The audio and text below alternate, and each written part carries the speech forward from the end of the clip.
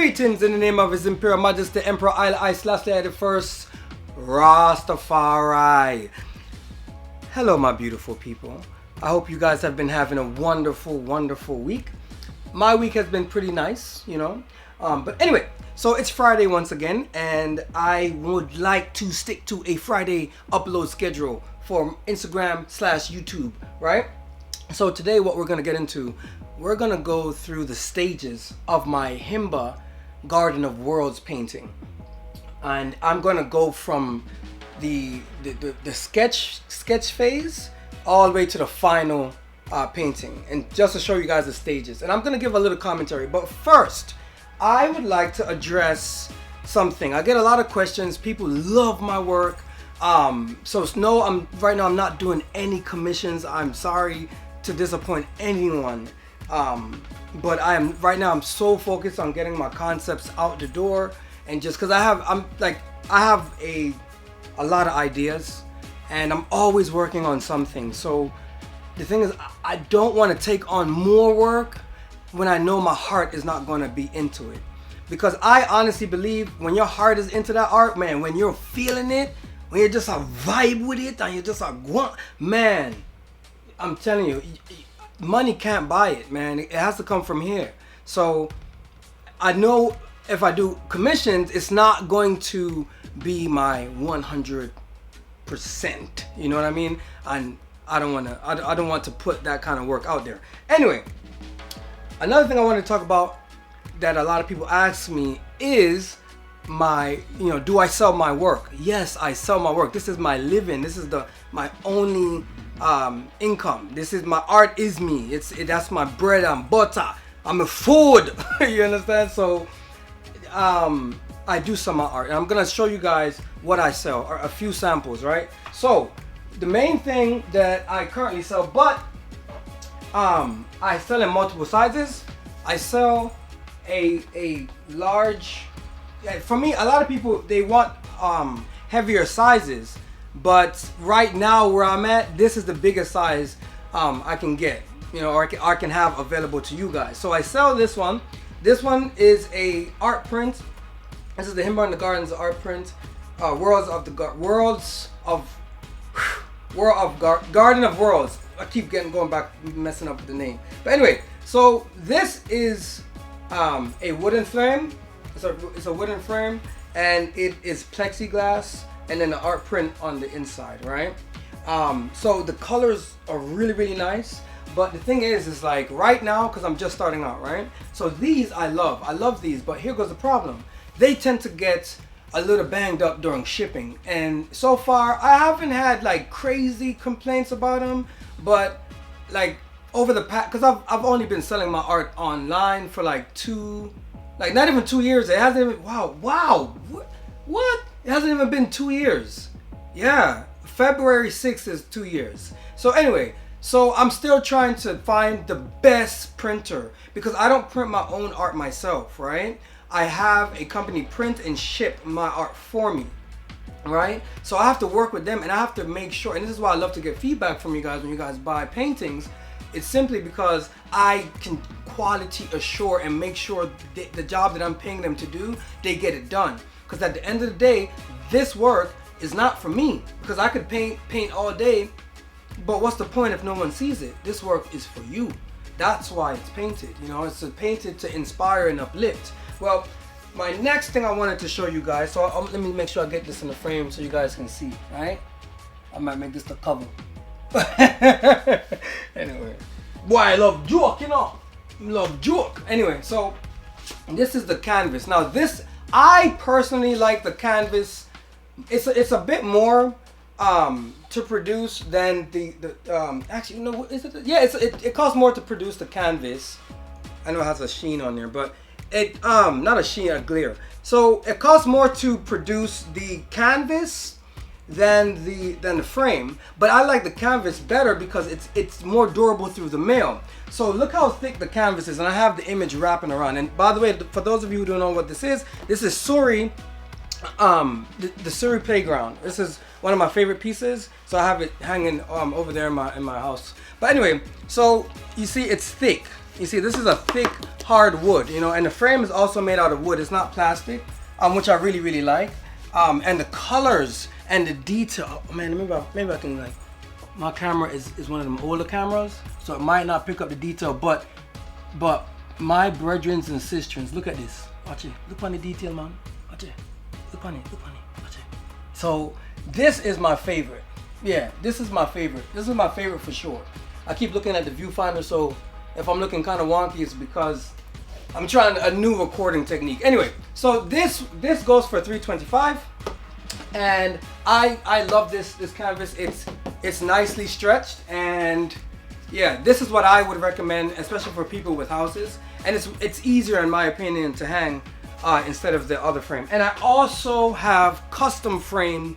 You can get your frame, your picture, your painting or your print custom frame. So if you go to any of the listings, you'll see in blue text it will say go to custom frame shop, or you can go to the drop down menu up top and select it, custom frame, and it will take you to my custom frame shop where you can select and customize your frame. One thing though, make sure you choose your glass. Not everyone, it doesn't come with glass because not everyone wants their frame print with glass. I know it sounds weird, but people out there, some people don't like the glass because it creates a glare on the print. They want the print frame matte. That's just an option that they provide. So please pick your glass and your frame, and they will take care of you. And yeah, I really like that, the custom frame people, because the customer service is amazing. Excellent. Anyway, let's get into this Himba finally, right? And I'm going to actually, and please excuse this video line right here. I'm trying to find the best way possible so it can be easier on me when I go to edit. You understand? But anyway, so let's click over to the screen. Okay, so here we have the initial sketch. And what I thought of when I conceptualized this painting was pretty simple. All I wanted was to show the sense of scale, and I know I mentioned that in my previous video about this painting.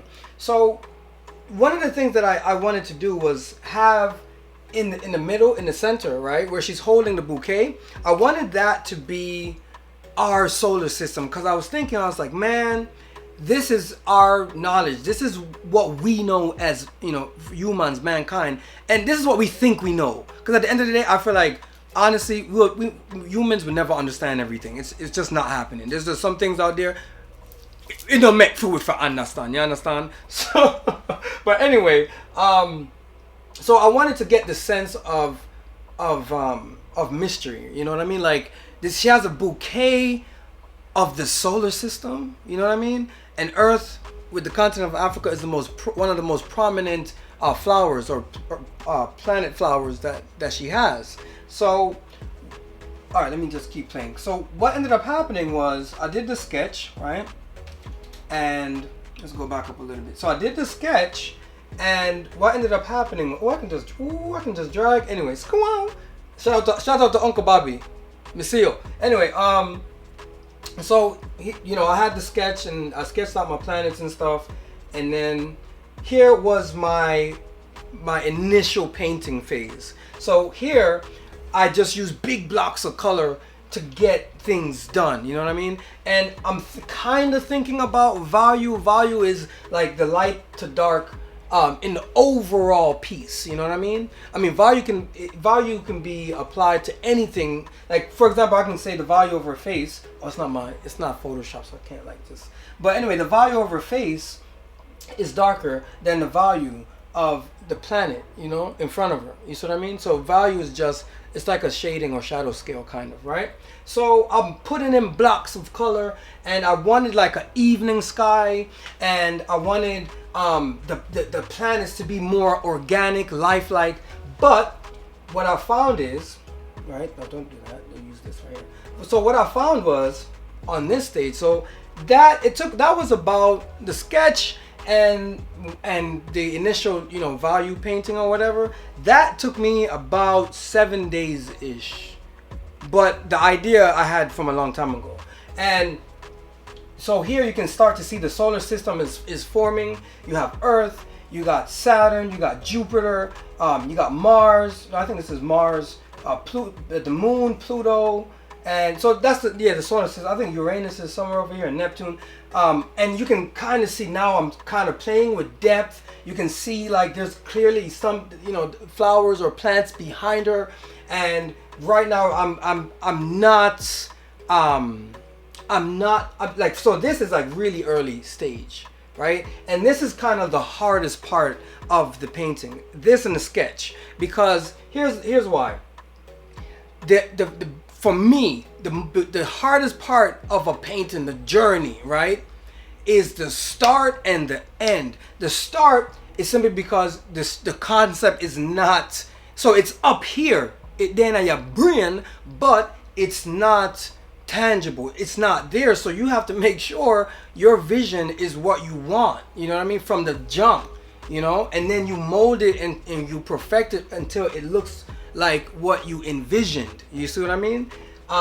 So during this time, I spent so much time on this stage, right? And I only can take like shots, because if I take video of me doing all of my paintings from, man, that would be like probably like 120-hour video easily. And I'm not doing that. I don't got the hard drive space for that, man. But anyway, so the next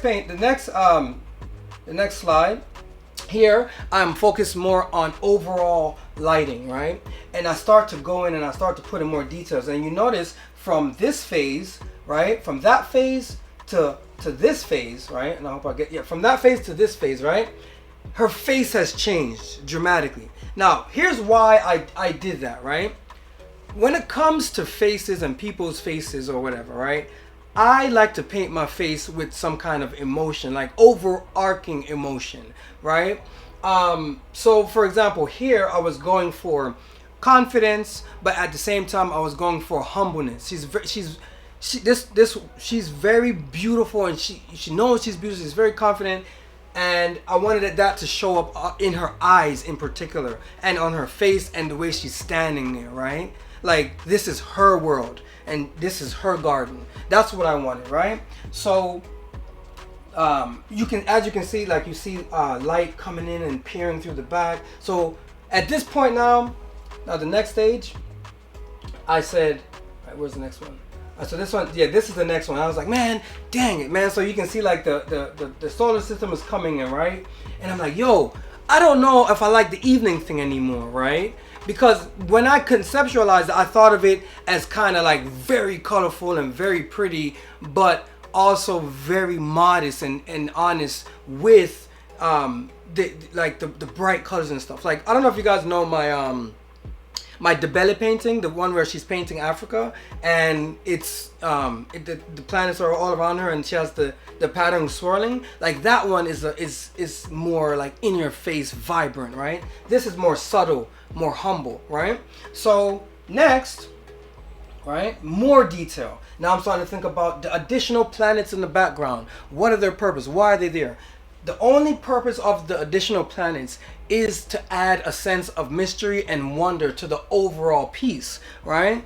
And I wanted them to be different because I wanted each world to signify the complexity of our universe, what we know right now, right? So we know they're like I remember reading something and they were talking about how like in like there's more planets in the universe than there are grains of sand on all of the beaches upon Earth combined. Can you believe that? All of the beaches combined. So that, my mind, I'm still having that's still like frizzled, like, oh my gosh. But anyway, I wanted the worlds to be unique and different to convey a sense of mystery, right? So next we go on, and this is where I started to get really crazy, right?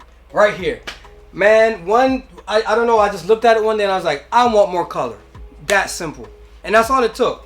And I just went in and I just started playing around. I had like weird little planet, like this is a golden planet with like a molten core, like, you know, like lava core. And I envisioned the gold kind of like, you know, going around. Like in this world, the land is gold, but the like the water would be like molten. Like that's that kind of world, right? And then up here, this is a reflective world where it just reflects everything, right? And so anyway, I wanted them to look like plants because I said, you know what? It would be very, very cool to just have her standing in the garden holding her most precious planets, right? And you know, I always got to take it back to Africa, motherland, right? Because to me, that's what's most important. So in the center, as you can see, and this is not even done yet. Like here, I still have probably like a week and a half's worth of work. So here's the next stage, right? So here, it just looks like it got a little brighter, right? So remember I told you previously that the hardest part of every painting is the beginning and the end. This is like one of the longest stages, from this stage to this stage. If you look closely, you'll see a lot of little extra details pop up. So a lot of people wonder, wow, how you get so much detail? What I do, I paint big shapes first, and then all of those tiny details afterwards, the icing on the cake.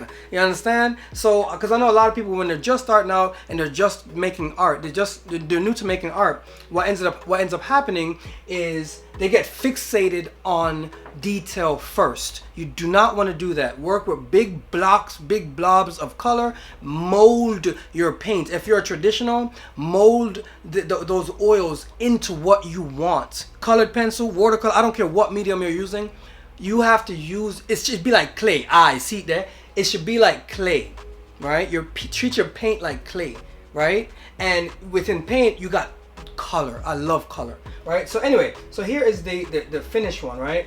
As you can see, there's a lot more reflection going on her skin tone. The sky is I wanted to clear, like, not really evening. Actually, it's not really a time of day, but I wanted a clear sky. We got another like celestial body up here, another planet up here. The sun is peering, a sun, not the sun. A sun is peering through the back, cause through the background. But the sun is a star, just like every other thing up there. So I'm just fascinated with galaxies and stuff. And I just wanted to get on here just to explain that to you guys. And I hope you guys, I know this video is very long-winded, but I take my time and I think about what I want to do, and I stick with it until it's to a level that's acceptable to me. And for myself, my standards are super high. So that's why it takes me a month, 4 weeks, to do it, because I want to take my time. I want to take, when I think something is done, right? I leave it for 3 days, then come back and look. And if I open that file and it just doesn't feel right, I'll spend another week on it. That's how dedicated I am to this. Anyway, my beautiful people, that's all I have to say today. I hope you guys have a blessed, wonderful weekend. Yes, have a blessed weekend. And look at some art. Yeah, actually do that. Go and look at art. Appreciate art. And find art in nature. It's very important, especially with the craziness and the madness, everything going on right now. Just make sure you keep on the edge straight. Rastafari bless. One love to the whole of my beautiful people. One love. Peace. Greetings in the name of His Imperial Majesty Emperor Haile Selassie I, Rastafari. So, how are you doing, my beautiful people? Or as some would like to hear, how are you doing, my beautiful people? Anyway, I wanted to get back on here and talk about my Himba in the garden. No, that's the code name. That was the code. Virgin, the code name. You give the people them. You not give the people them the right name.